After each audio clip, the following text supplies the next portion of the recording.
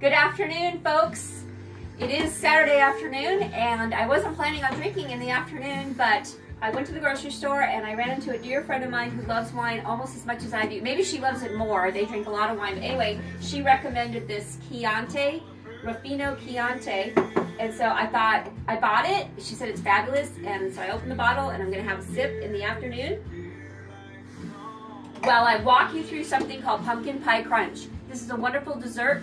It's a rendition on pumpkin pie, so if you don't feel like doing a whole pumpkin pie with the crust and all that nonsense, you just throw everything into a pan. It's super easy and it tastes delicious. You'll impress your guests. It's similar to a recipe I made often and still do called Sex in a Pan because it's so good. It's like sex in a pan. But anyway, this is the pumpkin pie version of it. So here's what you're gonna need. You can have Chianti if you want, but that's optional.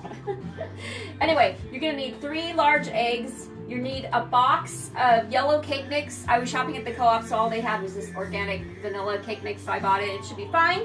You're definitely gonna need a can of pumpkin. This is 15, let me put my glass on, 15 ounces of pumpkin.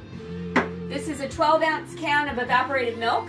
You're gonna need some kind of sugar. You can use dark brown or regular sugar or whatever. You're gonna need 3/4 cup of sugar, packed good. And these are your spices. You're gonna need some ginger, some cinnamon, some allspice, and some nutmeg. And I'll show you how much in a little bit of all of that to put into your pumpkin pie mixture.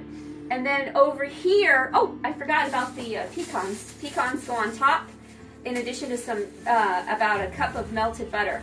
So anyway, you want to chop these really good, and I've got my handy dandy little hammer here, which is great for taking out your aggressions and your frustrations. So if you're having a bad day, you feel like you're just working your life away and you should be playing more or doing something else more fun, get out a nut and get out your hammer, and I tell you what, it's a cure. It's a real great cure. You can always just drink wine too. So anyway, let's go over to the oven, which is preheated to 350, okay? So I have greased with my butter stick here. I'm gonna finish greasing my 9x13 pan. Everything's gonna go in here. And then you're gonna wanna also flour it a little bit too so it doesn't stick to the bottom. So I just took a little flour. I've got some Americana, country Americana playing in the background. And I'm really, really happy today, you guys, because yesterday I took my real estate broker exam and I passed it on the first time. So I'm super excited. I'm celebrating by baking this. We're gonna have some dinner at some friend's house tonight. My flour doesn't wanna, anyway. I'm just gonna sprinkle my flour. I'm gonna bring this fabulous dessert over there, and everybody's just gonna love it. You serve it with ice cream, or you can use Cool Whip or whatever. So anyway, flour, grease and flour your pan. These are the remaining sticks of butter. You're gonna wanna melt these in the microwave so you can drizzle on top. I think that's all the ingredients and everything. Oh, salt, I'm missing salt. You're gonna need a 1/4 teaspoon of salt to add to this.